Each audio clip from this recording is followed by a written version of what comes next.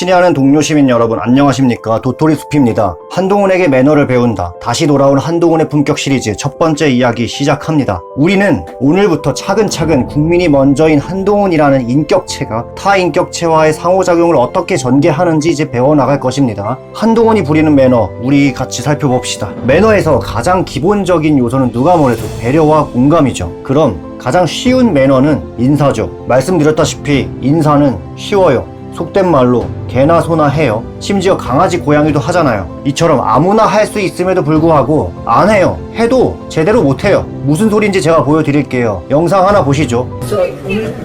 잠시만요. 안녕하세요. 반갑습니다. 김태 기자님. 안녕하세요. 질문이 굉장히 많은데 답이 길어도 되겠죠? 괜찮으시면? 예. 제가 진료 잠깐만요. 아까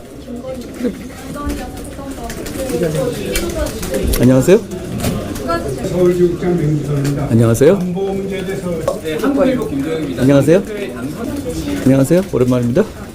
YTN 강민규 기자님. 오랜만입니다. 중앙일보 김정희 기자. 오랜만입니다. 아시아경제 이기훈입니다. 오랜만입니다.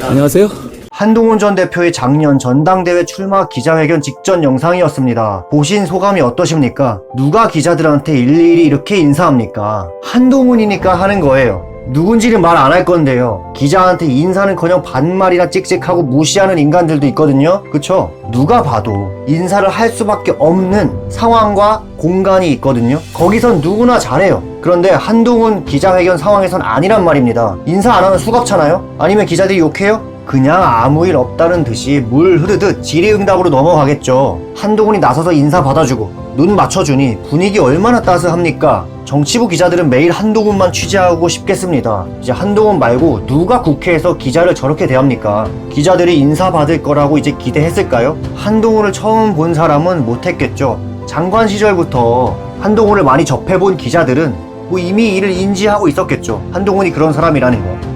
주말에 못 쉬고 나온 기자들에 대한 이제 배려가 돋보이는 순간입니다. 한동훈에게 이런 배려는 사실 일상이거든요. 한동훈에게 이제 기자회견은 출퇴근의 일부였죠. 장관 시절부터 매일 하던 거예요. 일상의 사소함에 배려를 놓치지 않는다는 겁니다. 좀 더 들어가서요. 정치인과 기자의 관계에서 인사는 단순히 개인과 개인의 안부 묻기가 아닙니다. 공당의 대표가 되려는 한동훈과 시청자 대신 궁금증을 해소시켜주는 기자는 모두 국민의 대표죠. 두 국민의 대표가 마주한 거예요. 그러니 한동훈은 기자 1인 플러스 5천만 국민에게 인사한 겁니다. 국민의 예를 갖췄다고 할 수 있죠. 한동훈에겐 국민이 먼저니까 국민을 존중하는 태도 보기 좋죠. 인사를 그냥 형식적으로 하는 거 아니냐 반문할 수도 있죠. 세상에 딴지쟁이들이 많으니까요. 초반에 말씀드렸다시피 남들은 아예 안 한다고요. 하는 것만으로도 칭찬해야 하고요. 그리고 한동훈은 진심입니다. 아까 영상 보셨잖아요. 아이 컨택 하죠? 그리고 미소를 지어요. 인사할 때 목소리 톤 올라가요. 인사하는데 에너지를 쏟고 있다는 거거든요. 또 안녕하세요만 합니까? 오랜만이네요? 붙이는 경우도 있죠. 인사 자체의 활용도가 다채로워요. 응용도 해요. 이게 그냥 하는 겁니까? 진정성이 드러나죠. 그리고 영상 하나 더 시청하시겠습니다. 안녕하세요. 반갑습니다. 여러분 오늘 굉장히 더운 하루였죠? 좋은 하루셨나요? 안녕하세요. 오랜만입니다. 한동훈입니다. 안녕하세요. 나오는지 모르겠습니다. 나오고 있나 본데요. 안녕하세요. 안녕하세요. 반갑습니다. 한동훈입니다. 네. 안녕하세요. 안녕하세요. 안녕하세요. 네, 인사 잘하죠? 잘한다는 거는요, 단순 횟수 문제가 아니라 진짜 제대로 한다고요. 안녕하세요. 이 5글자 일정하게 발음 정확하죠. 또박또박 끝까지. 여러분 이거 어려워요. 대부분 끝에 발음 날리죠. 안녕하세요. 이 발음 유지하는 거 아무나 안 하고 못해요. 보통 세나 요에서 흔들려요. 발음 흐려집니다. 그런데 한동훈은 안 그러죠? 완벽하잖아요. 한동훈은 신경 써서 한다는 거고요. 저게 몸에 뱄어요. 저 사람은 인사 많이 해본 거예요. 살면서 한동훈의 인사 양이 어마어마하다는 게 이제 짐작이 됩니다. 자, 한동훈에게 저건 상수예요. 영상 하나 더 보실게요. 어서 오십시오. 반갑습니다. 안녕하세요. 안녕하십니까? 먼저 깍듯하게 카메라 보면서 인사하셨고요. 네, 한동훈에게 인사는 눈을 마주보고 고개 숙여서 해야 한다. 이게 인사다. 참고 영상 하나 더 보시죠. 어떻게 하면 좋은 정치할 수 있을까? 이런 생각을 하면서 잘 지냈습니다. 그 복잡한... 잘 지내셨습니까? 저요? 예, 저도 잘 지냈습니다. 네, 김현정 앵커에게 갑자기 안보 인사가 훅 들어오죠. 모든 방향에 인사하겠다는 겁니다. 김현정 앵커가 놀라잖아요. 이게 뭘 의미하냐? 이런 사람이 없었다는 거예요, 여태까지. 김현정 앵커는 한동훈 같은 사람 처음 본 거예요. 앵커뿐이겠습니까? 다 놀라죠? 이게 한동훈이라는 사람입니다. 여러분께서 지지하는 한동훈이라는 사람, 이제 좀 어떤 사람인지 이제 감이 오시죠? 이제 고작 1회예요. 한동훈에게 배울 점이 너무 많습니다. 다 파헤칠 겁니다. 제가 한동훈에게 매너를 배운다. 다시 돌아온 한동훈의 품격 시리즈는 계속됩니다. 한동훈에게 매너를 배운다. 한동훈의 품격 시리즈 두 번째 시간입니다. 한동훈 전 대표께서 지난 12월 당대표 사퇴 후 2개월간 재충전과 수양의 시간을 가졌는데요. 한동훈 전 대표는 야인 생활조차 이제 뜻깊었습니다. 우리에게 저서를 안겼고 복귀도 남다르게 해냈죠. 저서에는 한동훈의 국민을 향한 마음이 담겼고 컴백 시도군 국민의 마음을 위로하려고 했죠. 군 통수권자의 횡포와 군 지도부의 잘못된 선택에 의해 수많은 국민이 스트레스 받고 있었기에 그로 인해 명예가 실추된 군인 등 제복 영웅들의 한이 서렸기에 한동훈은 제복 입은 우리 영웅들 가슴에 새기며 마음을 다잡았습니다. 복귀 첫 번째 행보로 연극 연평해전을 관람했는데요. 관람 후 인터뷰 과정에서 한동훈의 진가가 다시 한번 드러납니다. 참고 영상 하나 보시죠. 오늘 제가 우리 작가님과 감독님 오늘 제가 잘 봤고요. 김한나 여사님 뵀습니다. 헌우 회장이신 윤종성 장군님이신데요. 천안함 조사단장을 하셨던 장군님이십니다. 반갑습니다. 별로 많이 안 바뀌셨네요. 예, 가급적이면 아무래도 오늘 이게 보훈의 자리니까 이거 위주로 말씀하시면 어떨까 싶어요. 앞으로 제가 차차 뵐 일은 많을 테니까요. 예. 좀 보훈에 관한 얘기를 좀 해주시면. 오늘 그냥 오시기로 해서 같이 뵀는데요. 저는 제복 입은 영웅들에 대한 예우와 처우가 우리를 훨씬 더 안전한 나라로 만드는 길이다라고 생각합니다. 그런 차원에서 저와 많은 말씀을 나눠주셨는데 제가 오늘 이렇게 연극을 보러 온다고 하니까 장군님께서 같이 와주실 수 있다, 와주고 싶다고 말씀하셔가지고 제가 고맙게도 같이 오시게 됐습니다. 한번 말씀해 주시면. 네, 한동훈의 메시지는 간결하고 명확합니다. 자신은 말할 기회가 널렸다. 앞으로 자주 뵐 것이다. 그러니 오늘은 보훈에 관련해서 질문 주셨으면 좋겠다는 입장을 밝혔습니다. 기자들이 자꾸 딴 길로 새니까 한동훈은 재차 언급하며 보훈에 관련된 질문을 강조했죠. 오늘의 주인공은 누구입니까? 연평해전에서 우리를 지키려다 순직하신 해군 영웅들입니다. 그러나 기자는 한동훈에 대해 물었죠. 반면에 한동훈은 인터뷰 주제와 주체를 바꾸고 싶어 했습니다. 한동훈다운 처사라고 할 수 있습니다. 제가 자주 하는 말이 있습니다. 한동훈은 원래 그런 사람이다. 기자들 마음 이해 못하는 것은 아닙니다. 당연히 한동훈이 궁금하겠죠. 언론사 측에서도 한동훈 기사거리를 원할 겁니다. 한동훈 답변 듣고 전하고 싶겠죠. 한동훈이라는 인물은 당시 장안의 화제였으니까요. 그땐 라이브 방송도 안 했으니 한동훈에 대한 자료는 금덩이였을 겁니다. 대중의 이목이 집중된 기사를 쓰고 싶어 하는 것은 기자의 본능이자 욕구죠. 기자들에게 관심은 성과와 수입으로 직결되니까요. 그것을 모르는 바는 아니지만 한동훈이 2번이나 자제해달라고 브레이크를 걸었죠. 화제를 돌려서 우리 영웅들에게 집중하자. 그럼 기자들도 분위기 파악했어야죠. 한동훈 입장에서 많이 무안했을 겁니다. 그래도 당시 한동훈의 공연 관람, 그 행보는 바람직하고 시의적절했습니다. 순직한 군인들은 물론이요, 개업날 단순히 지시를 받아 국회로 출동한 젊은 군인들에게 호소가 될 것이었거든요. 유력 정치인이 군에 대해 고마움을 잊지 아니하니 마음 놓이지 않겠습니까? 또한 한동훈의 연평해전 관람은 상상을 초월할 만한 배려가 묻어있는데요. 2002년 월드컵에 온 국민의 이목이 집중되어 서해안에서 발발한 전투를 덮었죠. 바로 연평해전입니다. 사람들은 연평해전에 관해 잘 몰라요. 저도 모르거든요. 누구든 나서서 알릴 필요가 있는 사건이었습니다. 한동훈의 저서 국민이 먼저입니다를 살펴보면요, 눈에 띄는 대목이 나오는데요. 한동훈은 본인의 지위와 입장을 명확하게 인지하고 응용할 줄 안다는 점입니다. 한동훈 본인을 어떻게 활용해야 하는지 알고 있어요. 본인을 어떤 의미로 받아들일지 전략적으로 계산할 줄 알아요. 민감하고 예리합니다. 자신이 어떻게 쓰일지 파악하고 예측하고 활용하는 것, 그걸 잘하는 것도 공적 매너거든요.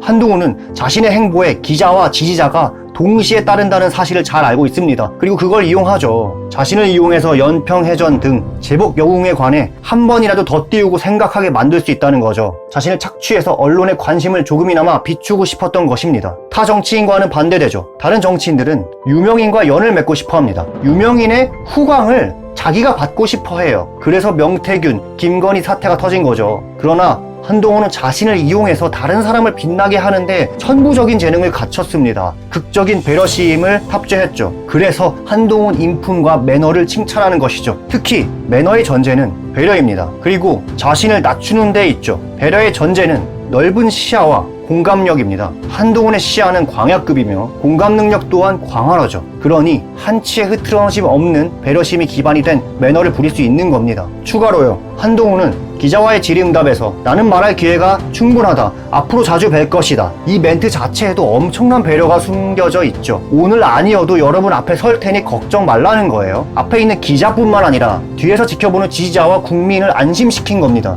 동시에 여러 주체, 모든 사람을 안심시키고 만족시키니 이 얼마나 비전이 넓다고 할 수 있겠습니까? 아무나 할 수 없는 능력입니다. 한동훈이니까 하는 거예요. 어떻게 이렇게 이쁜 말만 쏙쏙 골라서 발언하는지, 이러니 우리가 한동훈을 안 좋아할 수 있겠습니까? 지금까지 이렇게 한동훈을 살펴보고 있는데요. 매너는요, 배우면 가능해요. 아니, 매너는 배워야만 할 수 있어요.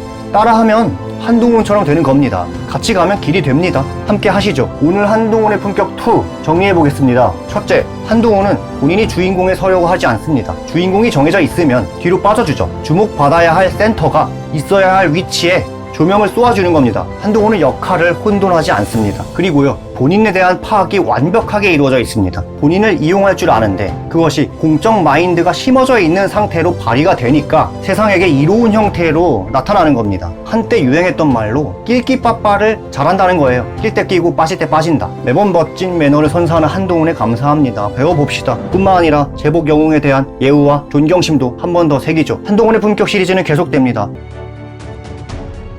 한동훈의 품격 3번째 시간입니다. 오늘은 어떤 이야기를 들려드릴까요? 사실 한동훈의 품격 1의 연장선상에 있는 오늘 주제인데요. 눈맞춤입니다. 자료화면 먼저 보시죠. 한동훈 후보를 만나겠습니다. 스튜디오에 직접 모셨어요. 한동훈님 어서 오십시오. 안녕하세요. 지금 유튜브로 보시는 분 아니면 이게 무슨 일이 하실 텐데 벌떡 일어나서 카메라에 대고 90도 인사하셨어요. 폴더 인사. 이거 지금 유튜브로 나가요. 밖으로 보이는 거죠? 네, 지금 굉장히 많은 분들 보고 계세요. 인사드려야죠. 아유, 그렇습니까? 인사 잘하면 좋잖아요. 아유, 좋아요. 되게 좋아요. 어서 오십시오. 반갑습니다. 안녕하세요. 안녕하십니까? 먼저 깍듯하게 카메라 보면서 인사하셨고요. 네, 김현정 앵커가 호탕하게 웃습니다. 이런 사람이 없었다는 것이죠. 그 이유인 즉슨 한동훈이 아예 시선을 돌려서 카메라를 응시하며 우리에게 인사를 건넵니다. 그것도 고개까지 흔들면서요. 바디랭귀지까지 곁들입니다. 90도로 숙여서 인사를 보여주기도 하고요. 카메라 렌즈를 향해서요. 라디오 방송이기 때문에 보통 그냥 말로만 인사하는 것이 다반사죠. 그러나 한동훈의 인사는 차원이 달랐어요. 이게 왜 그러는 거냐? 한동훈에게 버릇이 들었기 때문입니다. 어떤 버릇이냐? 한동훈에겐 사람의 눈을 바라보며 인사하고 대화하는 습관이 배어 있는 것입니다. 아이 컨택이라고 하죠. 한동훈은 메커니즘이 잘 짜여져 있습니다. 첫째, 인사는 눈을 맞추며 해야 하는 것이다. 둘째, 내 상대는 청취자다. 즉 국민이다. 셋째, 국민은 카메라 밖에 위치한다. 넷째, 에라이 모르겠다. 카메라 렌즈를 눈으로 생각하자. 다섯째, 카메라 눈 마주치며 인사하자. 한동훈의 사고 회로는 이런 식으로 움직인 겁니다. 한동훈 머릿속엔 사람과 사람이 인사하고 커뮤니케이션 할 땐 눈을 마주하여야 한다는 사실이 내재되어 있는 겁니다. 그러니 국민과 눈을 맞추는 방안을 고안해낸 것입니다. 무릇 모두에게 중요하지만요. 아이 컨택은 특히나 정치인에게 얼마나 중요하고 좋은 매너인지 설명해 드리겠습니다. 정치는 국민 앞에 서고 국민을 위해 봉사하는 공적 임무를 지녔습니다. 정치는 지역 구민 혹은 국민에게 진심을 전해야 하는 직업이죠. 눈을 마주친다. 오롯이 자신의 지금 감정과 느낌을 그대로 전달할 수 있다는 이점이 있습니다. 내가 당신에게 진심이에요. 이것을 잘 표현하는 방법입니다. 눈은 항상 진심을 담고 있죠. 프로파일러들이 범죄자 맞닥뜨렸을 때 눈을 보며 면담하죠. 그리고 나는 당신에게 집중하고 있다는 노력을 겉으로 드러내는 것이죠. 또 내가 직접 챙긴다는 뉘앙스도 풍길 수 있습니다. 아무리 생각해봐도 아이 컨택은 장점이 너무나 많죠. 한동훈은 언제나 아이 컨택을 실천해 왔습니다. 따로 추가 자료는 안 올려드릴 것이지만 선거 유세 장면 등 수많은 영상에 한동훈의 수준 높은 아이 컨택 장면이 수두룩 빽빽하게 있습니다. 이미 여러분도 많이 보셨어요. 아니 그런 거밖에 못 보셨을 거예요. 한동훈이니까. 한동훈의 아이 컨택은 습관이었으니 방송에서도 자연스럽게 나타납니다. 저는 매번 이야기하지만 한동훈의 인사 레벨이 높아요. 일단 인사를 많이 하고요. 할 땐 제대로 하죠. 그리고 진심으로 하죠. 그 진심은 아이 컨택으로 전하는 겁니다. 경지에 도달했어요. 이젠 하다 사람이 없는데도 불구하고 아이 컨택을 시도하죠. 귀신이랑 만나도 하겠습니다. 아이 컨택은 감사함이 전제가 되어야 합니다. 고마워할 줄 모르면 아이 컨택 못해요. 한동훈은 언제나 감사함을 잊지 않거든요. 그러니까 가능한 거예요. 그래서 아이 컨택이 조건 반사적으로 이루어지는 겁니다. 의도되거나 계산된 플레이가 아닙니다. 나를 불러준 국민과 방송 제작진, 응원하러 나와준 지지자들에게 눈 마주치며 소통하고자 하는 마음입니다. 거기에 환한 웃음은 덤이죠. 아이 컨택은 정치인만의 덕목은 아닙니다. 여러분도 따라하시면 좋습니다. 고마움을 눈빛으로 표현할 수 있는 겁니다. 한동훈에겐 국민이 먼저이기에 그토록 소중한 동료 시민들이기에 항상 진정성 담긴 눈동자로 인사할 겁니다. 한동훈 전 대표를 만나보겠습니다. 한 전 대표님 어서 오십시오. 안녕하세요. 안녕하십니까? 안녕하십니까? 네, 이렇게요. 한동훈은 항상 우리에게 이렇게 인사할 겁니다. 오늘은 아이 컨택의 중요성과 이것이 얼마나 좋은 매너인지 알아보는 시간이었습니다. 아이 컨택은 모든 매너의 기초라 할 수 있습니다. 이것으로부터 시작합니다. 한동훈도 여기서부터 출발했습니다. 같이 시작합시다. 한동훈의 품격 네 번째 시간입니다. 오늘은 자료 화면과 함께 두 가지 순간을 짚어볼 건데요. 어떤 장면인지 우선 보여드릴게요.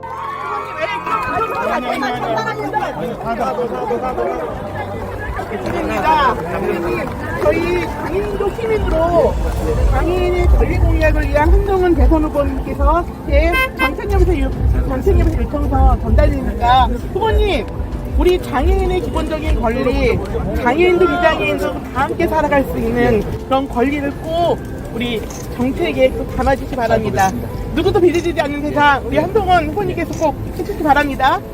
날씨 좋으신데 예. 건강하시고요. 예. 저희가 잘 읽어보겠습니다. 예, 제 명함 드려야 또 이거죠? 예.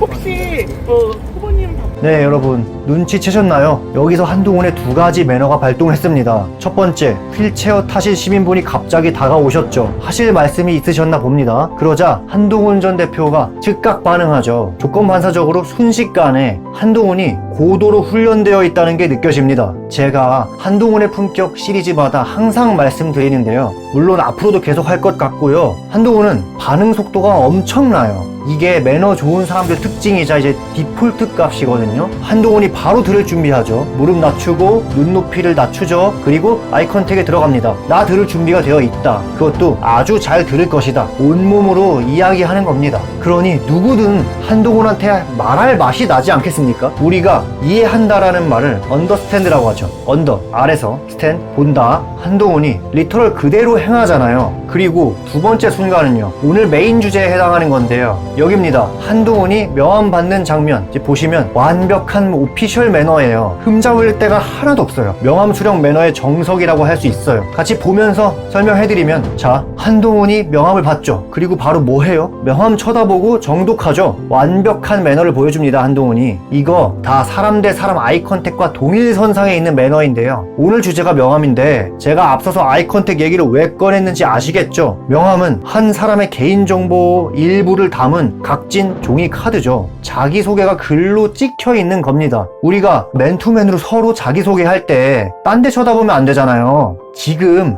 자기소개 중인 그 사람을 쳐다봐야죠. 예? 마찬가지입니다. 명함을 확인한다는 것은요, 소개를 들을 준비성, 즉 태도를 어필하는 거예요. 보통 한동훈처럼 저렇게 안 해요. 대부분 명함 받으면요, 자기 지갑에 넣기 바빠요. 아니면 그냥 옆에 두거나 주머니에 넣거나 그런 식으로 보관하기 바빠요. 명함이 이게 종이잖아요. 쉽게 훼손되니까 깔끔하게 소장하고 싶은 욕구가 앞서서 보관에 초점을 맞추는 것 같아요. 제 친구들도 그래요. 몰라요, 요즘 애들. 명함 받고 나서 보관하는 모습을 보여주는 게 이제 매너라고 생각을 하는 것 같아요. 그래서 매너를 사후적 능력이라고 하는 겁니다. 배워야 알아요. 명함 수령 후에는요, 꼭 구경하는 타임을 가져야 합니다. 누르면 소리 나는 인형이 아니잖아요. 종이에 적힌 글이잖아요. 보라고 준 거예요. 눈으로 보라고. 근데 바로 집어넣으면 되겠습니까? 네, 추가로 이제 본래 명함이라는 게 을이 갑에게 먼저 전하는 것이거든요. 그런데 현 상황은 갑을 관계가 어디 있겠습니까? 자기 얘기를 좀 들어줬으면 좋겠어서 찾아오신 것 같아요. 제가 종종 말씀드리지만 한동훈 같은 사람은 그냥 말하면 돼요. 본인이 하고 싶은 얘기를 언제든 어디서나 그저 하면 돼요. 하지만 저 동료 시민께서는 말을 할 기회조차 없는 것이 현실입니다. 한동훈의 저 경청하는 자세와 태도에 대해서 칭찬을 아낄 수 없습니다. 우리가 한동훈의 저런 면만 보는데 어떻게 안 좋아합니까? 한동훈이 잘 들으면 좋죠. 저거 다 나중에 정치적 자산이 됩니다. 저 때 들어둔 거 나중에 언제 어떤 식으로 쓰일지 몰라요. 우리가 조선시대 두 대왕이셨던 영조랑 정조를 성군이라고 칭하고 기억하잖아요. 왜냐하면 특히 정조대왕 행차 심하다. 백성들이 격쟁을 즐겼죠. 백성들 입장에선 축제였죠. 백성이 국왕에게 하소연하는 유일한 시간이었죠. 정조가 굉장히 좋아하는 시간이었다고 하는데요. 나중에 한동훈도 정조처럼 기억되겠죠. 자, 각설하고 명함 매너로 다시 돌아올게요. 명함 교환 후 인사를 마치고도 계속 명함을 들고 있는 게 베스트예요. 보세요. 한동훈이 정말 잘하고 있죠. 명함 들고 있는 거 보세요. 완벽합니다. 만약 비즈니스 미팅에선 서로 앉아있을 거 아니에요. 그럼 명함을 들고 있는 게 아니라 테이블 한 켠에 올려두는 것이 좋습니다. 미팅 끝날 때까지. 또한 이제 명함을 주고받을 때에는요, 건네는 사람이 이름 있는 면이 보이도록, 그리고 정방향으로 가로 형태로 줘야 합니다. 상대가 읽기 편한 상태로 설정해서 주는 것입니다. 이게 겨우 명함 받는 것이 무엇이 중요하냐 하실 수 있죠. 그런데요, 동료 시민 여러분, 이러한 사소함, 디테일로 결과가 갈리는 겁니다. 한동훈은 이미 충분히 그것을 인지하고 있어요. 다행이죠. 악마는 디테일에 있대요. 이런 사소한 배려로 한동훈은 나는 당신에게 관심을 보이고 있습니다. 국민을 위한 분부 받들 준비가 되어 있습니다. 이런 아우라를 풍기게 되는 겁니다. 작은 것이 작은 게 아닌 것이죠. 이런 순간 하나하나가 지금의 한동훈을 만들었고 앞으로의 한동훈을 인도할 것입니다. 한동훈의 품격 5번째 이야기 시작합니다. 오늘 한동훈의 품격은 이전 회차들과는 살짝 성격을 달리합니다. 회차를 거듭할수록 한동훈은 배려가 몸에 배어있다, 배려의 아이콘이라는 것을 이제 아실 텐데요. 그래서 때론 주변인들을 당황케 합니다. 오늘은 그 이야기를 한번 해보고 여러분께 좋은 매너 하나 가르쳐 드릴 거예요. 작년 추석 연휴 한동훈 당시 대표는 서울지방경찰청과 종로소방서에 방문했는데요. 제복 공무원분들을 치하하고 격려한다는 취지였죠. 이 중에서 서울청 방문건만 살펴볼 겁니다. 우선 자료 영상 확인하시죠.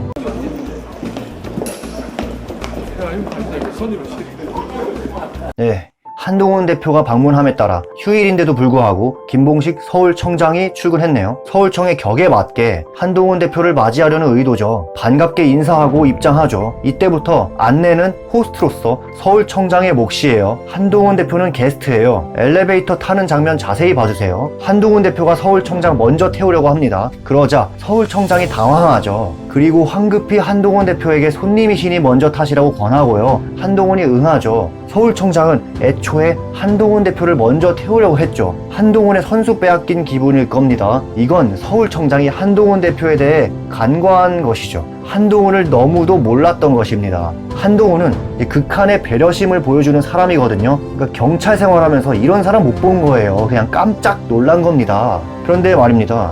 서울청장도 칭찬해야죠. 완벽한 엘리베이터 의전을 발휘한 것이거든요.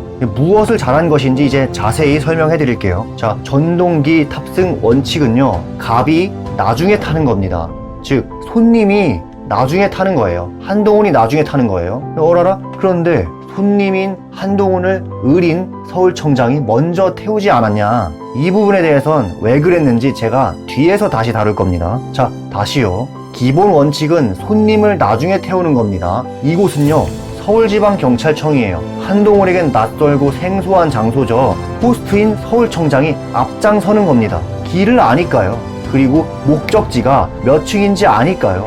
한동훈은 모르잖아요, 그걸. 그러니 호스트가 안내를 해야겠죠. 당연히 엘리베이터도 마찬가지입니다. 청장이 먼저 탑승 후 버튼을 눌러서 문을 잡아주어야 되는 거죠. 그리고 한동훈 대표가 탑승하면 호스트가 신속하게 목적지 해당 층 버튼을 누르는 겁니다. 이유를 설명해 드릴게요. 왜냐하면 대부분 사람들이 갑을 먼저 태워요. 그 을이 버튼을 밖에서 잡아주고 있고요. 갑을 먼저 태우거든요. 그걸 매너로 생각해요, 사람들이. 잘못하고 있는 겁니다. 호스트가 한 발 앞서야 목적지로 안내할 수 있는 거예요. 갑을 먼저 태우잖아요? 그럼 어떤 상황이 펼쳐지냐? 사람은요, 빈 엘리베이터에 들어가면 버튼 앞에 서기 마련입니다. 그러면 을이 갑한테 신뢰한다는 말을 하게 돼요. 잠시만요, 버튼 누를게요 하면서 팔을 쑥 넌다든지, 아니면 갑판택 3층 좀 눌러주세요. 이럴 수 없잖아요. 그리고요, 손님을 먼저 태우면요, 손님이 을을 배려하게 돼요. 이게 무슨 소리냐? 여러분, 공간에는요, 상석이 생기기 마련이에요.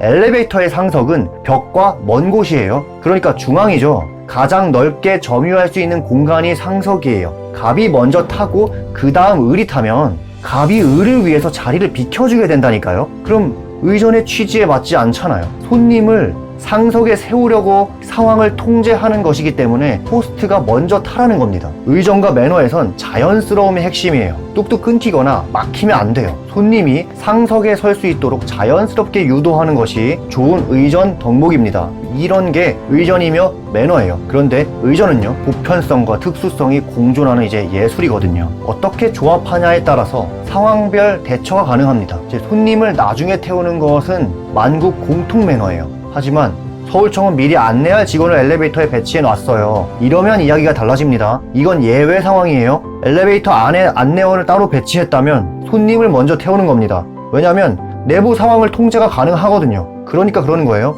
보통 공식 행사에서 선보이는 의전인데요, 한동훈 대표를 제대로 모시겠다는 서울청 각오가 보입니다. 한동훈 당시 대표는 여당 대표이기에 대한민국 의전 서열 7위에 랭크되어 있거든요. 국무총리가 5위인 것을 감안하면 한동훈은 총리급 의전 대우를 받아 마땅합니다. 서울청장이 신경 많이 쓴 거예요. 추가로요, 왜 손님을 나중에 태우냐? 다른 이유도 있어요.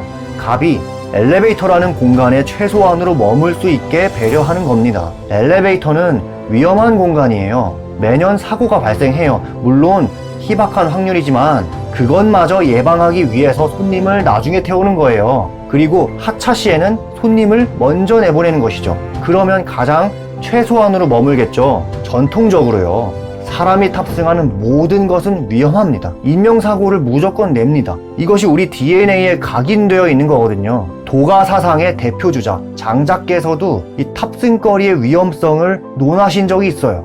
장자께서 말씀하셨습니다. 술에 취한 자는 수레에서 떨어져도 죽지 않는다. 이 말의 뜻은 술에 안 취한 사람들이 수레에서 떨어져가지고 죽은 사람들이 있다는 소리잖아요. 장자께서 왜 이런 말씀을 하셨겠습니까? 그때 수레에서 떨어져서 죽는 사람이 꽤 있었다는 것입니다. 말, 수레, 가마, 마차, 이렇게 진보하지만 그래도 위험하다는 거죠. 십자군 전쟁 당시 로마 제국 연합군은요, 지중해를 건너서 아랍에 도달했어야 했잖아요. 배를 타면 상당히 높은 확률로 죽었거든요. 실제로 전투 중 사망자보다 배 침몰로 인한 사망자 수가 압도적이었습니다. 따라서 배는 짧게 탈수록 좋아요. 그렇기 때문에 굳이 이탈리아 반도에 군사를 집결시켰거든요.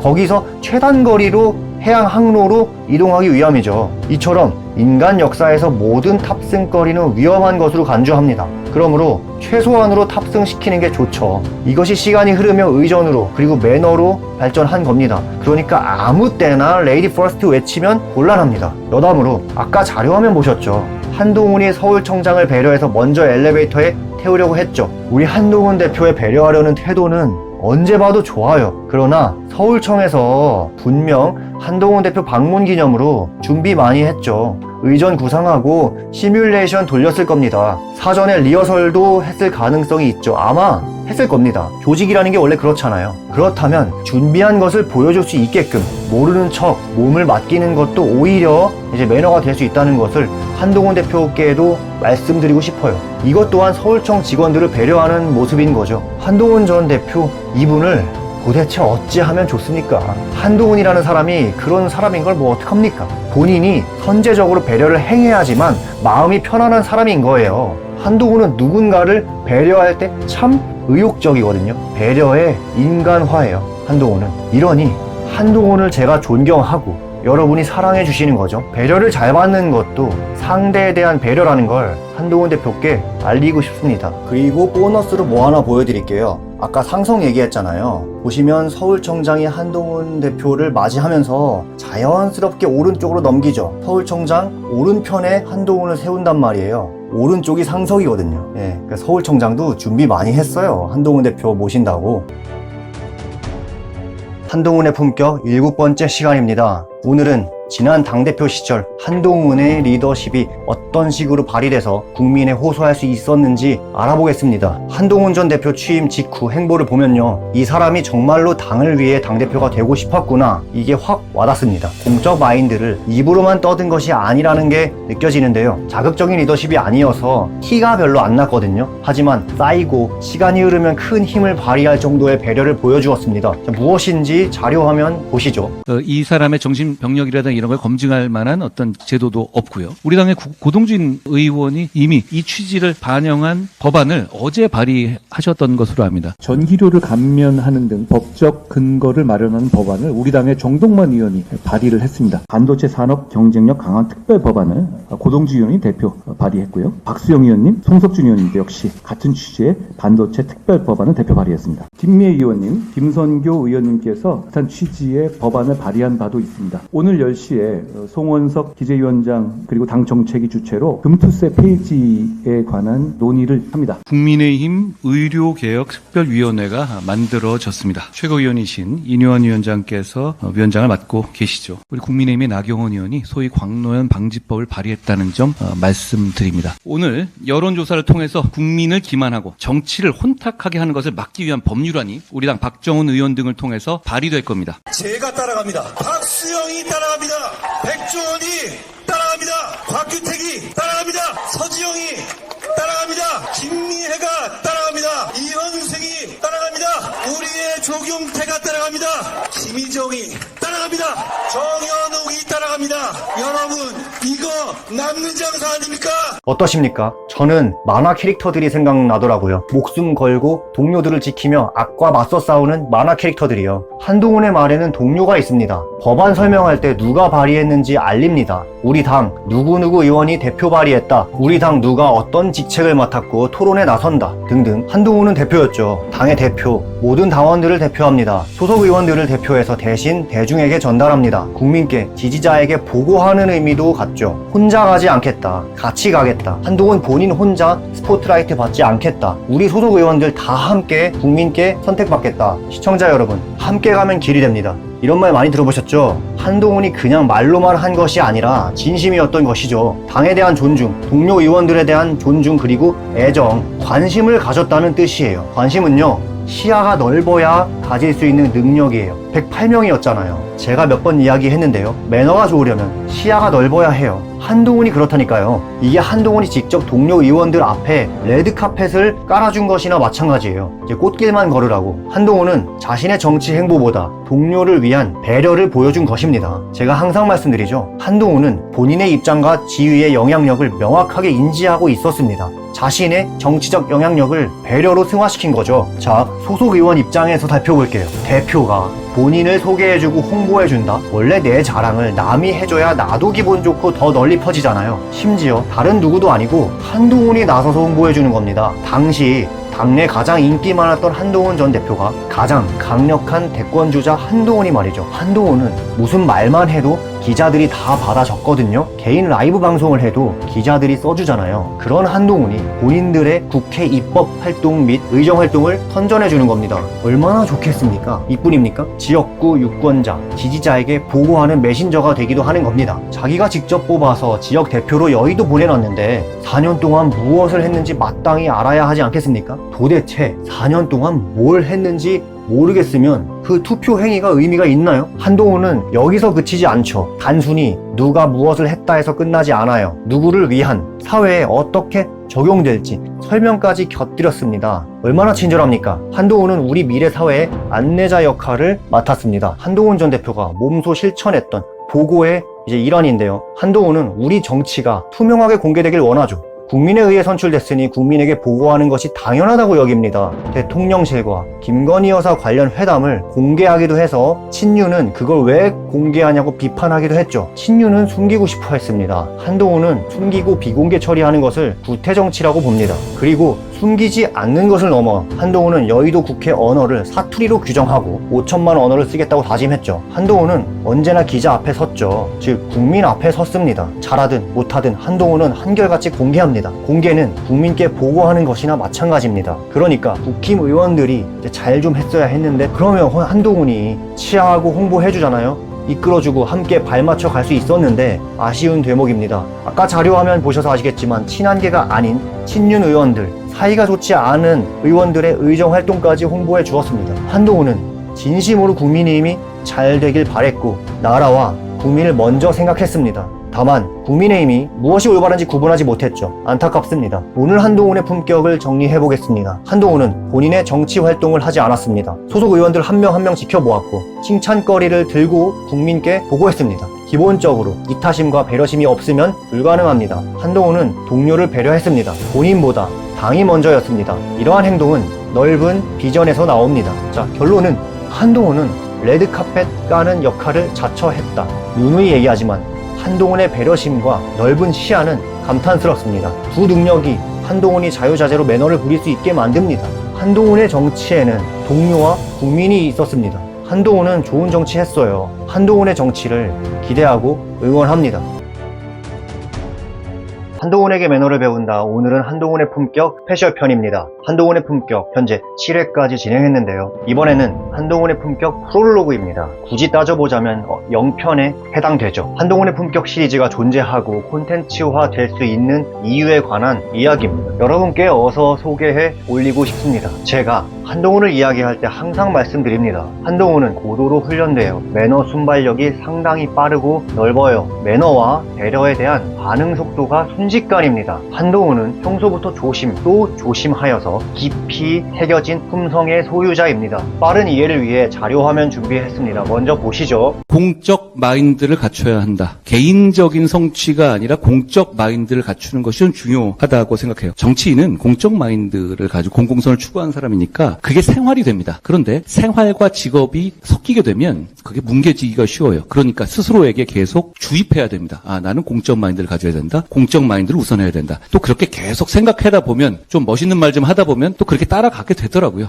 저는 그래 왔습니다. 저도 부족한 점이 많아서 그걸 매번 주입하고 있거든요. 그러다 보니까 어떻게 보면 지금까지 그거에서 크게 어긋나지 않고 여기 왔던 것 같습니다. 어떻게 잘 설명하고 어떻게 무엇을 할지를 알고 애국심이 있고 부패. 결국은 이거는 공적 마인드로 묶이는 말 같습니다. 그 마인드를 훈련해야 한다고 생각해요. 얼마 전에 박지원 의원인가요? 야당 의원이 권익위에다가 자료 요청해서 받은 것 중에서 어쩌다 보니 그게 제어에 대한 미담 기사가 된 게 하나 있었는데요. 권익위에다가 공직자들이 선물 받거나 얼마 이상 3만 원 이상 받으면 신고하게 돼 있거든요. 그거를 받은 명단을 아마 봤는데 그 전체 공직자 중에서 제가 신고한 게 40% 정도 됐던 것 같아요. 제가 공직 수행하면서 그랬거든요. 이건 나중에 이게 다 까지더라도 내가 적어도 좀 당당하게 로직을 갖고 있어야 된다는 기준으로 살아왔습니다. 근데 사실 별로 어려운 건 아니었어요. 뭐 담요 이런 거 주시는 거거든요. 그건데 그냥 받아도 그만인데 그거를 제가 신고하라고 우리 스태프들한테 얘기했고 그리고 우리 스태프들도 보면 그거에 대해서 생각하시다. 이 사람은 이런 걸 신고하는 사람이다. 그럼 역시 같은 마인드로 일을 하게 되거든요. 전 그렇게 우리가 밴드 오브 브러더스로 묶여가는 과정에 있었다고 생각해요. 그 과정에서 저희와 함께 일한 분들하고 저는 대단히 즐겁게 지냈거든요. 그게 무슨 뭐 인적인 관계로 공사를 구분한 게 아니라 우리가 공적인 마인드에서 하나의 어떤 기준을 공유하고 있다. 이런 집단이 되는 게 중요하다고 생각합니다.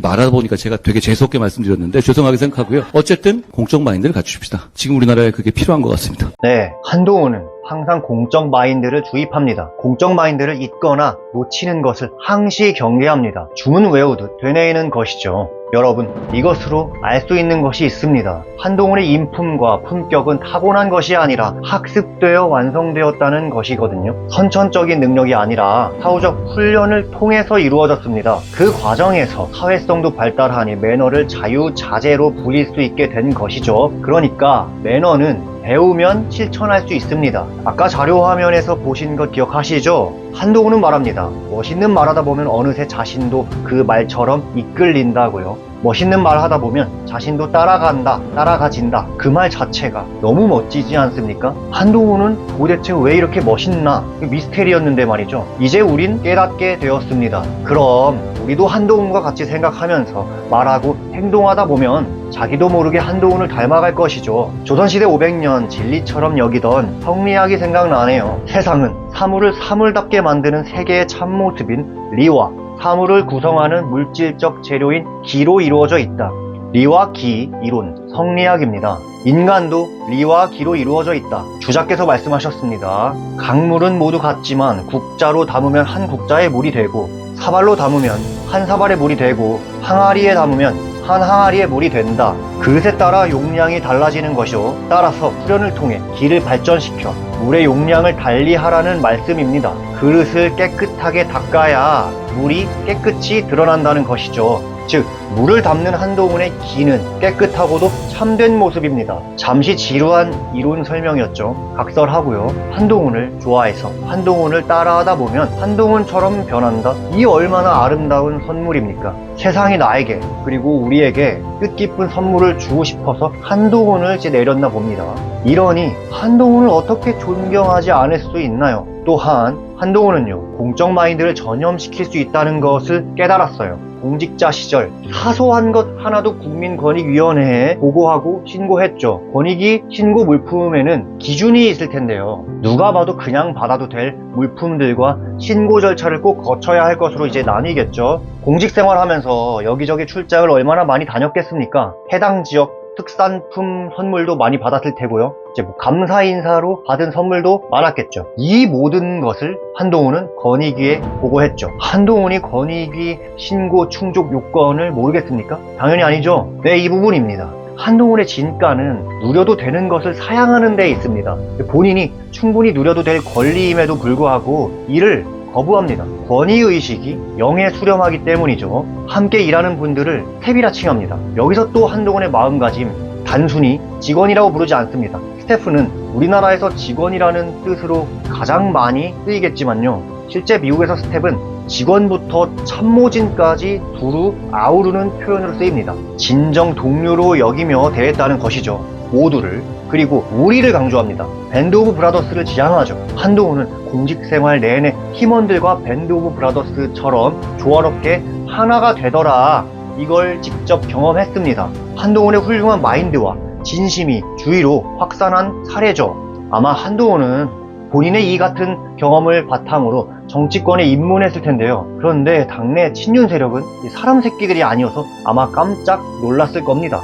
사람이어야 변화시키죠. 애초에 금수만도 못한 존재를 어떻게 바꾸겠습니까? 다시 주제로 넘어와서요. 한동훈의 조심성과 공적 마인드의 누적은요, 그야말로 지금의 한동훈을 차곡차곡 쌓아올린 역사의 지층입니다. 저 잘난 사실을 본인 입으로 자랑한 적도 없죠. 제가 그냥 혼자 한동훈에 대해서 캐내가지고 알리는 것일 뿐입니다. 그리고 상대당 정치인이 본의 아니게 밝혀내서 한동훈의 미담을 퍼뜨렸죠. 이처럼 한동훈이 멋지기로 작정하고 그것을 되뇌이고 그렇게 행동했을 때부터 한동훈이라는 역사는 세워졌습니다. 전설의 시작입니다.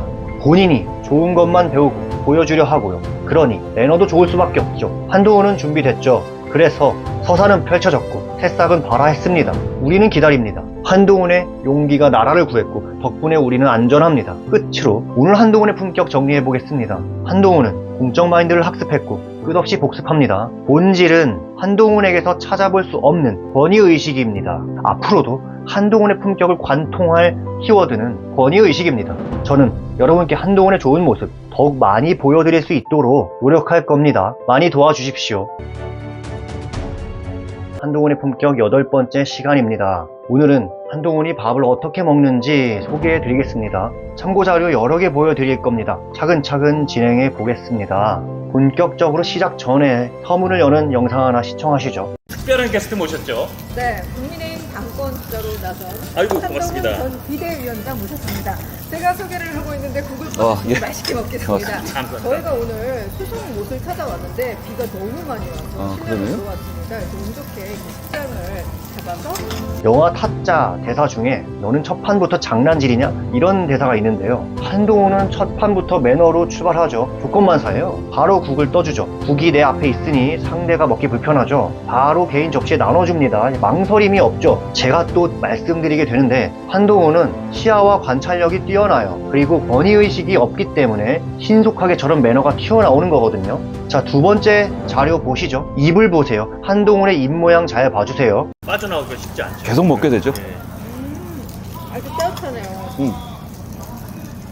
섬섬하고 허탈한 맛. 자, 입을 꼭 다물고 먹죠. 깔끔하고 깨끗하게 먹고 있는 겁니다. 자, 지금 다른 화면 띄었거든요. 잘 봐주세요. 한동훈 전 대표 입 모양 잘 봐주세요. 음식이 입에 들어가면 그 이후 입을 벌리지 않고 오물오물 저렇게 먹는 게 상대에게 얼마나 큰 배려인지 이제 몇 가지 이유를 말씀드리겠습니다. 먼저 입을 다물고 꼭꼭 씹으면 입 안에 음식물이 보이지 않습니다. 입 안에 씹던 음식이 보이면요, 얼마나 괴로워요. 기분 상하죠. 입맛 떨어지죠. 입 안에서 자작 운동을 하면 그 음식물은 어떻게 됩니까? 음식물 쓰레기와 다를 바 없어집니다. 그걸 목도하면 얼마나 불쾌하겠습니까? 우리 그런 거 안 궁금하잖아요. 상대가 왜 봐야 합니까? 그걸 음식물을 보여주지 않기 위한 배려다. 또한 입을 다물고 씹으면요, 소리가 안 나요. 입을 벌리고 씹으면 뭐 쩝쩝, 찹찹 이런 소리 나잖아요. 듣기 싫죠. 매우 저급한 소리잖아요. 우리가 명곡도 계속 들으면 지겹잖아요. 그런데 듣기 싫은 건 얼마나 고역입니까? 입 안에 음식물을 보이지 않고 씹는 소리를 들려주지 않는 배려가 중요한 이유입니다. 자, 하지만 입을 계속 다물고만 있을 수 없는 돌발 상황이 발생할 수 있죠. 참고자료 또 보시죠.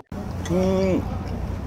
근데 이게 이번에만 그런 게 아니라 전 늘 이랬잖아요. 근데 그게 민주의 진영, 민주당 진영 아니고 또 다른 곳에서 비격이 들어오고 있다고 생각하시나요? 친 이렇게 그룹을 나누면서 불가피하게 입을 띄워야 하죠. 대답해야 하니까. 지금 방송이잖아요. 그러니까 한동훈 전 대표께서 입을 가리죠. 가장 좋은 그림은 완전히 삼킨 이후에 입을 여는 건데, 그럴 수 없을 땐 입을 가리고 말하는 게 상대에 대한 매너입니다. 그리고 한동훈은 필요한 말만 하고 바로 빠르게 씹어 넘기죠. 다음 멘트를 준비해야 하니까요. 입 안을 자유롭게 만들기 위해서 대비를 합니다. 바로 MC와 방송 모두를 배려하고 있는 겁니다. 바빠요 지금 한동훈 혼자. 또 하나 볼게요. 그건 어떻게 된 거예요? 영주권자의 투표권 제한. 아 맞다. 입 가리죠. 잘하죠. 지금 음식 씹는 것 하나로 몇 가지 매너가 등장했습니까? 이번 식사 매너는 의의가 커요. 우리가 식사할 때 거울 보면서 먹는 게 아니죠. 내가 먹는 걸 내가 못 봐요. 그러니까 본인이 어떻게 먹는지 인지할 수가 없죠. 그렇기 때문에 배워야 할 수 있는 거고요. 평소에 신경 써서 조심하지 않으면 안 되는 매너예요. 군자 신독. 군자는 혼자 있을 때 삼간다. 식사 매너는 혼자 있을 때부터 돼야 합니다. 혼밥할 때 매너를 갖추지 않으면 다른 사람과의 식사 자리에서도 매너를 부릴 수가 없습니다. 따라서 그때만 하는 게 아니라 한동훈은 평상시에 그렇게 살아온 겁니다. 매너는 한동훈의 일상이에요. 그게 보여요, 뻔히. 다음 영상 봅시다. 먹는 모습과 입모양을 잘 봐주세요. 이거 더 맛있겠습니다. 잘 먹겠습니다. 제가 이기겠습니다. 잘 먹겠습니다. 좋은 일이 생겼습니다. 안 맵겠지?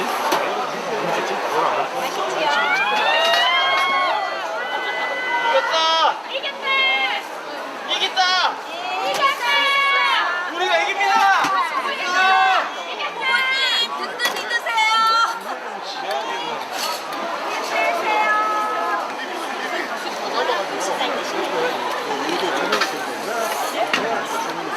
아 진짜요? 너무 맛있어.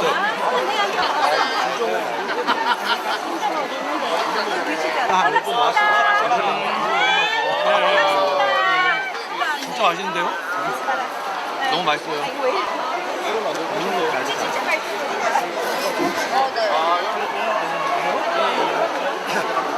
예, 잘 보셨죠? 식당 내에서 최고의 매너는 잘 먹는 겁니다. 무엇보다 한동훈이 너무 맛있게 잘 먹어요. 식당이잖아요. 맛있게 먹는 모습을 보여줘야 식당에 도움이 되죠. 사장님도 기분 좋고 식당 홍보도 되고. 여러분 최현석 셰프 아시죠? 최현석 셰프는 자기 요리가 빈 접시로 돌아올 때가 제일 기분이 좋다고 합니다. 예, 그러니까 맛있게 먹는 게 매너다. 또 오늘의 주제, 입모양, 입 닫고 오물오물 한동훈 잘해요. 마지막으로 보너스 영상 하나 보시겠습니다. 저는 즐거웠습니다. 두 분이 즐거웠는지 모르겠습니다. 즐거웠습니다. 네. 몇 시간 내주셔서 감사합니다. 오늘 진짜 막창 맛있었고 네. 납작만두 맛있었습니다. 고맙습니다. 감사 인사하는 거 보세요. 납작만두 맛있었다, 막창 맛있었다, 감사하다. 보통은 잘 먹었습니다, 감사합니다 여기까지 하죠. 근데 한동훈은요, 납작만두, 막창 이렇게 구체적으로 나열합니다. 감사 인사도 품격이 남다르죠. 네, 이번 시간엔 한동훈의 식사 매너를 탐구해보는 시간이었습니다.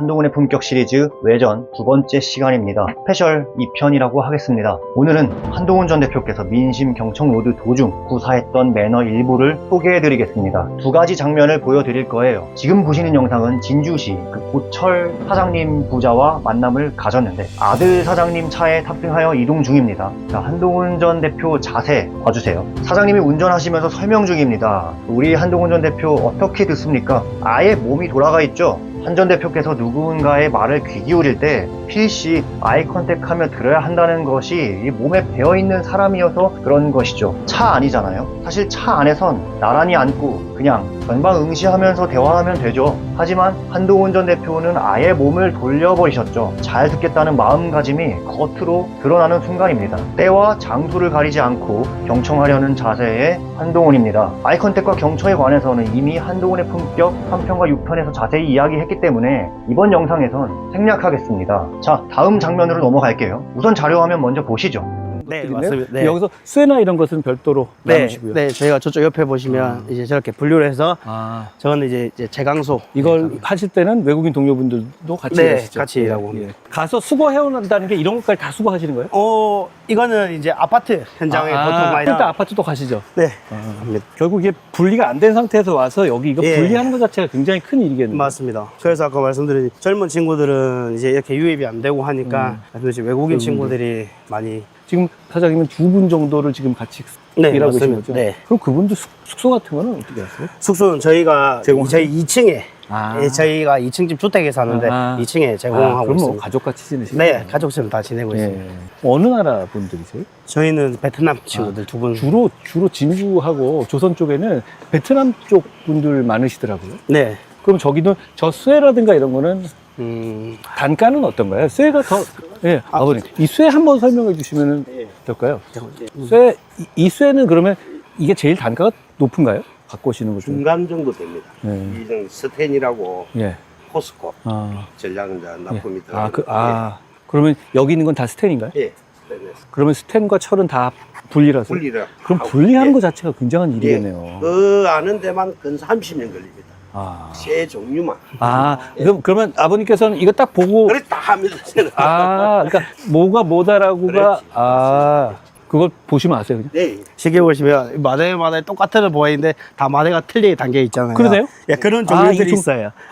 그럼 사장님이 할 줄 아세요? 아니요. 그래서 제가 그거 배우셔야 되겠 이게 30년 노하우가 이제 이런 데서 나오는 거예요. 그러면 자 이런 소화기 병 이것도 따로 수거합니다. 이거는 뭔가요? 쇠가 얘는 고철 종류인데. 이거는 스텐이 아니죠? 예, 아닙니다. 다 보셨죠? 제가 무슨 얘기를 하고 싶냐면 한동훈의 질문의 품격입니다. 우선 한동훈은 설명 들으면서 실시간으로 리액션이 탄탄해요. 상대가 리액션을 화려하게 해주는데 얼마나 설명하는데 신나겠습니까? 더 가르쳐주고 싶죠. 또 이 과정에서 외국인 노동자라고 안 불러요. 외국인 동료라고 부르거든요. 이렇게 호칭 하나하나 세심하죠. 그리고 한동훈의 질문 예리합니다. 또한 송곳 하나 꽂을 데가 없을 만큼 빈틈이 없어요. 외국인 동료 국적, 기숙사, 지역별 외국인 현황, 단가, 스텐과 철, 구분, 난이도 등등 세세하게 파고듭니다. 마치 전문가가 되려는 듯한 모습을 보입니다. 굉장히 좋은 자세죠. 우리가 100만큼 배우면 100만큼 못하잖아요. 최대한 많이 공부해서 오랫동안 기억하기 위해 체킹하는 거죠. 이번 장면의 하이라이트는요. 스텐과 철 구분, 그리고 소화기 질문입니다. 스텐과 철을 구분하는 일이 어렵다는 걸 한동훈이 공감합니다. 이거 듣는 사장님 얼마나 자부심 넘치겠습니까? 그리고 고맙죠. 그리고 한동훈이 소화기를 보고 그냥 지나치지 않죠. 소화기는 스텐이 아니잖아요. 이렇게 묻습니다. 이 물음이 왜 중요하냐? 첫째, 관찰력이 엄청 뛰어났죠. 그냥 스치기 쉬운데 소화기를 눈으로 짚습니다. 제가 항상 말씀드리죠. 매너 좋은 사람들은 시야가 넓고 밝아요. 시야가 넓으니 관찰력도 뛰어날 수밖에 없어요. 둘째, 나는 사장님께서 설명해 주신 거 이해했습니다. 이 질문 하나로 표현된 겁니다. 마지막으로 검토를 한 번 더 한 거예요. 질문으로 확인하는 과정을 거친 겁니다. 내가 잘 이해한 거 맞죠? 이런 겁니다. 소화기를 뭘로 만들었는지 사실 어떻게 알겠습니까? 한동훈은 배웠고 배운 거 응용한 겁니다. 사장님이 잘 가르쳐 주셨고 한동훈이 잘 배웠습니다. 이러면 말하는 사람, 즉 설명해주는 입장에서 사장님 입장에서 안심이 되죠.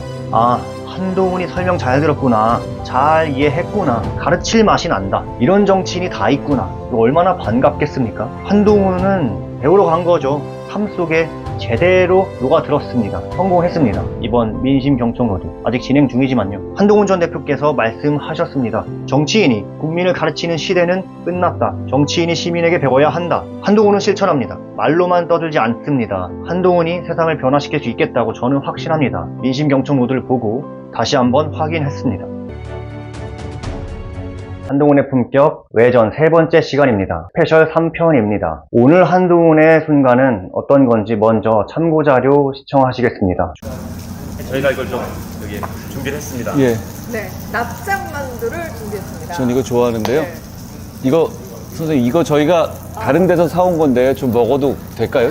조금입니다만 많이 먹진 않을게요. 아이고, 고맙습니다. 예. 예. 제가 의미가 있는지 모르겠는데 예. 제가 이걸 좋아합니다. 오늘 주제로 들어가기 전에 시청하신 참고 자료가 어떤 상황이었는지 먼저 설명을 해드릴게요. 작년 전당대회 때 한동훈 전 대표께서 방송 출연을 하셨는데 대구의 수성못을 한 바퀴 돌면서 도보, 먹방, 인터뷰 촬영을 할 예정이었습니다. 그런데 갑자기 비가 쏟아진 겁니다. 그래서 급하게 막창집에 들어간 상황입니다. 그래서 막창집에 지금 납작만두를 들고 들어갔으니까 한동훈 전 대표께서 아주 민첩하게 사장님께 양해를 구하고 허락을 받은 상황입니다. 외부 음식을 식당에 들고 간 거죠. 그러면 방송 관계자, 인터뷰어들이 조율했어야 하는 문제인데 그거를 뭐 했는지 안 했는지 모르겠습니다만 한동훈 전 대표께서 선제적으로 양해를 구하신 상황이고, 제가 항상 말씀드리죠. 한동훈 전 대표께서는요, 예민해요. 민첩하고 판단력이 빠릅니다. 딱히 생각 안 하시잖아요. 그냥 납작만두 있으니까 바로 사장님께 양해 구하죠. 왜? 그래야 하니까. 한동훈 그렇게 살아왔어요.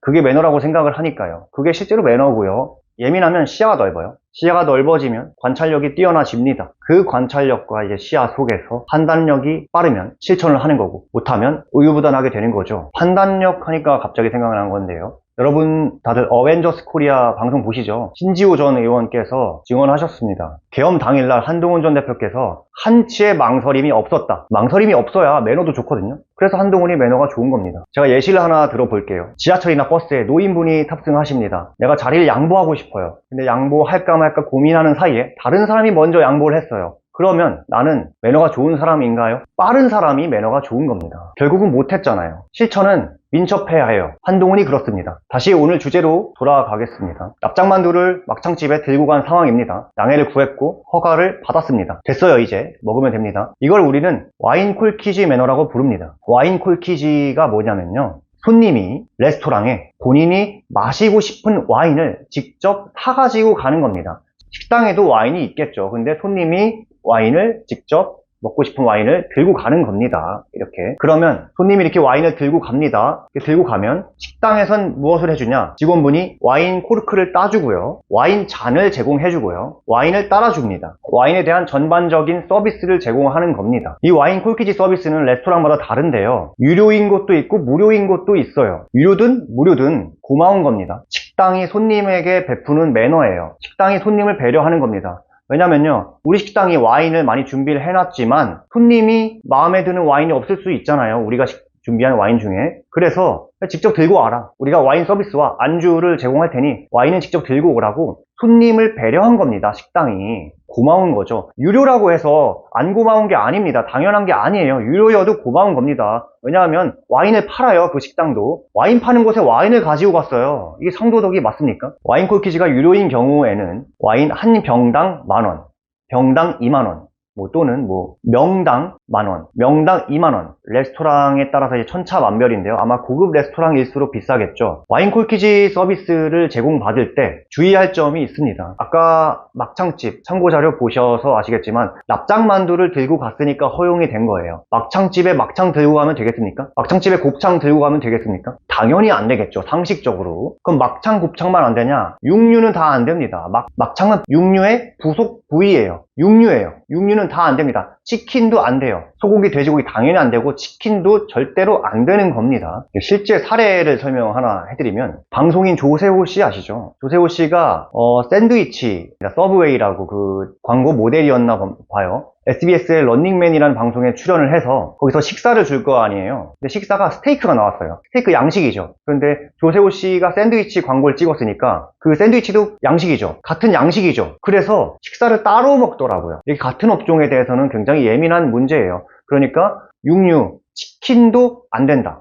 마찬가지로 레스토랑에 있는 와인을 가져가면 안 되겠죠. 다시 말씀드리지만 와인 콜키지 서비스는 손님 마음에 드는 와인이 없을까봐 식당이 손님을 배려한 겁니다. 그런데 식당에 있는 와인을 내가 들고 가면 이게 되겠습니까? 그러면 와인 콜키지 서비스에 대한 의미가 회색되죠. 고마운 서비스를 받는 만큼 우리도 매너를 지켜야 합니다. 미리 메뉴판을 보고 가거나 아니면 전화해서 물어봐야죠. 와인 콜키지 서비스를 이용하고 싶은데 이런 와인 가져갈 거다 괜찮냐 물어봐야 합니다. 유료든 무료든 고마운 거고 유료든 무료든 둘 다 물어봐야 하는 겁니다. 심지어 와인 콜키지 서비스를 받고 싶다라고 미리 허락을 구해야 합니다. 유료여도 허락을 먼저 구하고 가는 겁니다. 한동훈 전 대표께서 납작만두를 막창집에서 먹었을 뿐인데 제가 그냥 와인 얘기를 꺼냈죠. 그냥 하고 싶어서 했습니다. 왜냐하면 한동훈 전 대표께서는 술을 안 드시기 때문에 한동훈의 품격 시리즈 내에서는 술 얘기를 할 일이 없을 뻔했어요. 그래서 그냥 했습니다. 오늘 한동훈의 품격 내용 잘 기억해 두셨다가 콜키지 서비스 제공하는 식당에 원하시는 와인 마음껏 가지고 가시기 바랍니다. 레스토랑에 그 와인, 똑같은 와인이 없다는 가정하에 시청자 여러분께서도 와인 콜키지 서비스 많이 이용하시기 바랍니다. 콜키지 서비스에 대해서 감사한 마음을 가져야 합니다. 호의를 베풀면 감사해야 되는데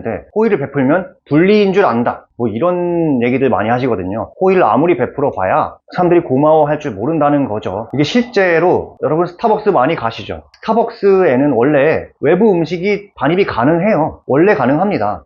가능했습니다. 단 규격이 정해져 있었어요. 베이커리류로 한정이 되어 있었고 규격이 사이즈가 정해져 있었습니다. 그런데 어느 날 스타벅스에 떡볶이를 들고 가서 먹는 사람들이 나타나기 시작하고요. 초밥을 먹고요. 이런 이상한 사람들이 하나 둘 생기기 시작하니까 스타벅스에서 외부 음식 반입 금지를 했죠. 감사할 줄 모르면 이렇게 되는 겁니다. 호의를 베풀었더니 떡볶이랑 초밥으로 갚았잖아요. 이게 뭐 하는 겁니까 이게 지금. 이런 사태를 예방하기 위해서 우리가 한동훈을 보고 배우자는 겁니다. 그런 취지로 만들어졌습니다. 한동훈의 품격은. 오늘 한동훈의 품격 정리해보면요. 콜키지는 유료든 무료든 고마운 거고 미리 허락을 구해야 합니다. 그리고요. 해당 레스토랑에 이미 판매하고 있는 와인과 겹쳐서는 안 됩니다. 또 이런 경우도 있을 수 있습니다. 레스토랑에 파는 와인 빈티지랑 내가 갖고 있는 와인의 빈티지가 다르다. 그러니까 다른 와인이다가 아니라 그냥 이름 똑같으면 안 됩니다. 오늘 한동훈의 품격 여기서 마치겠습니다. 한동훈에게 매너를 배운다. 한동훈의 품격 시리즈는 계속됩니다. 시청해주셔서 감사합니다.